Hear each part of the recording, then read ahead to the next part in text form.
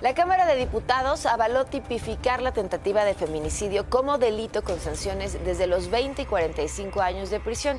Esto implica que además ordenará la medida de prisión preventiva oficiosa en los casos de feminicidio en grado de tentativa, por lo que no se permitiría la libertad condicional.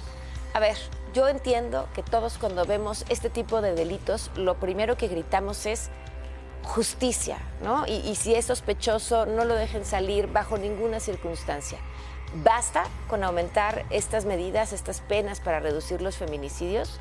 ¿Es la prisión preventiva de oficio la manera de mejorar nuestro sistema de justicia?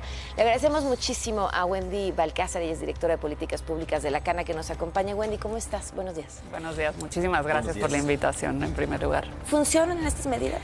Mira, desde la CANA, una organización en la que trabajamos con mujeres en prisiones del país, te podemos decir que no basta, ¿no? Desafortunadamente, esta ha sido la respuesta que nos han dado las autoridades cada que sucede un caso como que nos simbra como sociedad, el aumentar las penas, el incluir este tipo de conductas delictivas en la lista tremenda de delitos que ameritan la prisión preventiva oficiosa, pero la realidad es que las cifras nos dicen que conforme han pasado los años, solo han incrementado el número de delitos, el número de víctimas de feminicidio, pero también de otras conductas de violencia que se ejerce contra las mujeres. ¿Podemos ver esto como un avance de alguna manera? Dices que no es suficiente, pero ¿sería un avance o en realidad es insignificante? Pues a mí... Tiene un retroceso, ¿no? Totalmente, ¿Retroceso? Sí, porque desafortunadamente vivimos en un país en donde se propone eso cuando alcanzamos el 99% de impunidad, solo 1.3% de los delitos que se denuncian. ¿Todo tipo de delito?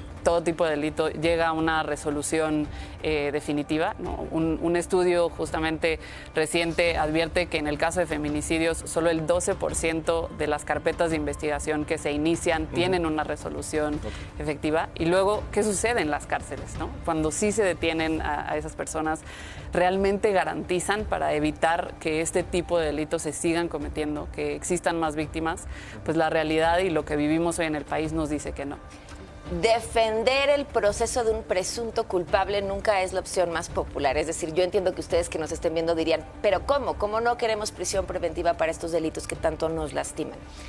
¿Qué se necesita? O sea, ¿qué es suficiente para una autoridad para detener a alguien con la simple presunción de que quería cometer un feminicidio? Pues mira, creo que el caso de Nuevo León es un ejemplo de la serie de problemas que tenemos en la parte de procuración y administración de justicia, ¿no?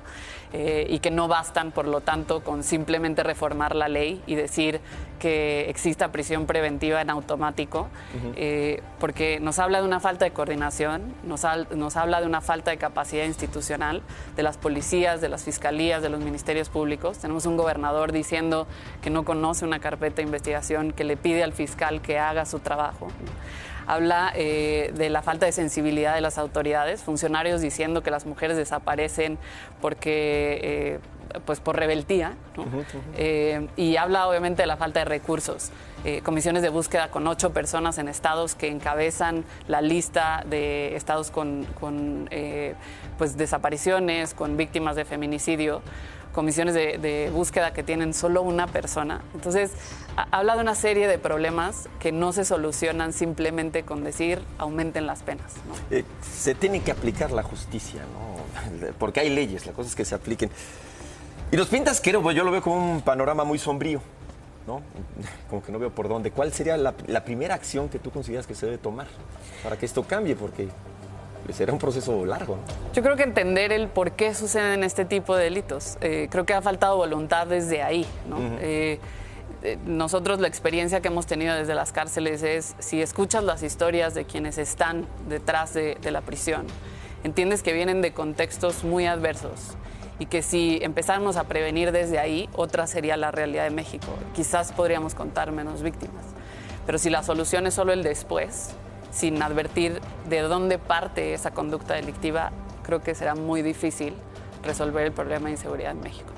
En el caso de Devani, como ejemplo, si existiese esta prisión preventiva oficiosa por feminicidio, por ejemplo, ¿el chofer estaría hoy en prisión durante el proceso hasta que se defina si es o no culpable? Es correcto, sí, así es. Y desafortunadamente lo que nos ha demostrado este tipo de reformas es que a quienes más entran a la cárcel son las mujeres, ¿no? Tristemente, y en nada ha resuelto el problema ese tipo de medidas. Claro. Pues muchísimas gracias por la visita, por tus palabras. Gracias a Muy ustedes. interesante y pues nos vemos pronto. Por cierto, en la Cana tenemos unos muñecos preciosos de mujeres en prisión. A ver, ¿nos pueden pasar uno por ahí? Para viene. que las busquen en su página, porque así están ayudando a las mujeres en prisión que tienen un trabajo, que pueden hacerse de sus propios recursos. Y miren qué cosa más mona, perdónenme, pero es que no podía dejarlo de decir. Ven qué Muchas precios. gracias. ¿Cuál es la página de la Cana? www.lacana.mx. Perfecto. Pues Muchas esto lo gracias. podemos comprar. Sí. Así es. Te lo mandan a tu casa y todo. Sí. Correcto. Órale, está bien bonito. Felicidades. Gracias. Muchísimas gracias por la visita, nueva cuenta.